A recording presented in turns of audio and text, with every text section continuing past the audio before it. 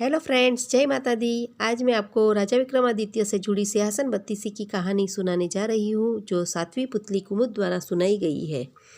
तो आइए सुनते हैं सातवीं पुतली कुमुद द्वारा सुनाई गई कहानी।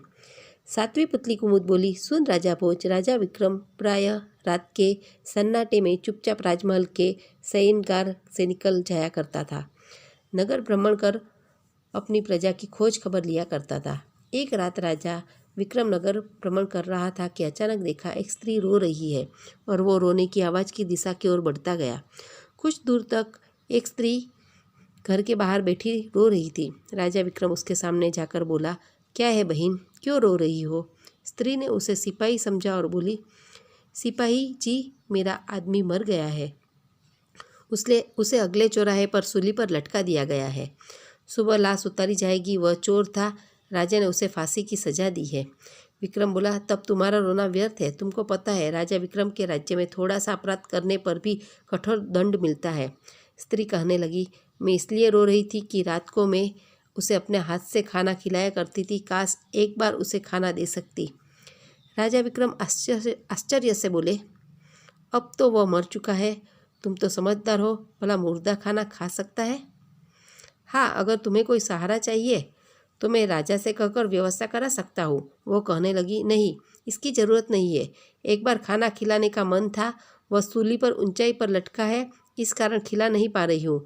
कोई मुझे सहारा नहीं दे रहा है, इसी कारण रो रही हूँ। राजा विक्रम को उस पर दया आ गई और बोले, चलो मेरे साथ, मैं तुम्हारी सहायता कर दूंगा। अपने मृत पति को खाना खिला देना तुम, फिर देखो, और जिद न करना। और राजा विक्रम उसे अपने साथ लेकर चौराहे की ओर बढ़ गया। बीचों बीच लाश लटक रही थी। विक्रम लाश के पास रुक गया। वह स्त्री भी रुक गई। उसने खाना हाथ में ले रखा था। विक्रम ने कहा, देखो, मैं तुमको अपने कंधे पर खड़ा कर लूँगा। आसानी से तू खाना दे सकती हो। तुम्हारा हाथ सरलता से मुंह तक चला जाएगा। स्त्री प्रसन्न हो गई। स्त्री के हाथ मृत पति तक पहुंच गए। उसने भोजन का ग्रास मुंह में डाला। यकायक खाना नीचे गिर गया। भला मुर्दा कैसे खा सकता था? राजा विक्रम ने देखा, गिरे हुए खाने के स्थान पर हीरे जवाहरात पड़े दमक रहे थे। स्त्री ने पुनः दूसरा कोर डाला। वह भी स्वर्ण मुद्राओं में बदलकर नीचे गिर गया।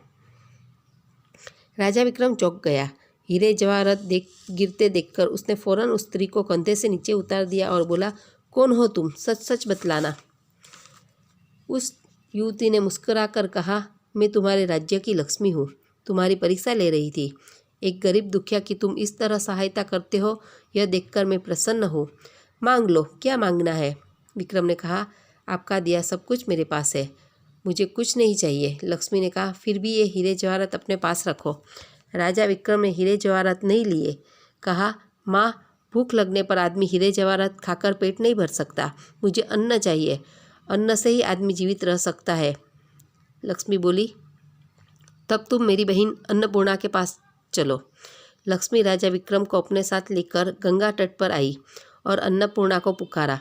अपनी बहन की पुकार सुनकर माँ अन्नपूर्णा हाजिर हो गई। लक्ष्मी ने उसे सब कुछ बतलाया। अन्नपूर्णा प्रसन्न हो गई। उसने एक हांडी राजा को दी और कहा, इस हांडी से मनचाहा अन्न बराबर मिलता रहेगा। जो इच्छा करो वही इससे निकलेगा। हजारों लाखों आदमी खा सकते हैं। हांडी खाली नहीं होगी। यह मेरा भंडार है। राजा विक्रमादित्य ने प्रसन्नतापूर्वक हांडी ले ली। लक्ष्मी और अन्नपूर्णा अंतर्ध्यान हो गई। राजा वापस लौट पड़ा। थोड़ी दूर पर एक ब्राह्मण मिला। राजा विक्रम के हाथ में हांडी देखकर बोला, भाई, बड़ी भूख लगी है, इसमें कुछ है क्या? दे दो। राजा विक्रम ने पूछा, क्या खाओगे? उसने कहा, मिठाई पूरी। विक्रम ने हांडी से मिठाई पूरी निकालकर ब्राह्मण को दे दी। ब्राह्मण ने भरपेट भोजन किया। जब वह तृप्त हो गया तो बोला, खाना खिला दिया, आप दक्षिणा दो। राजा ने पूछा, क्या दूँ दक्षिणा में? वो कहने लगा कि तुम यह हांडी दे दो।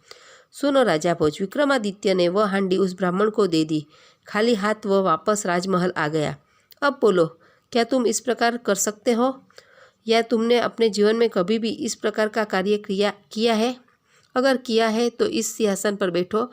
राजा भोज पुतली की इस बात का जवाब न दे सका। वह पुतली अपनी बात पूरी कर आकाश में अंतर्ध्यान हो गई।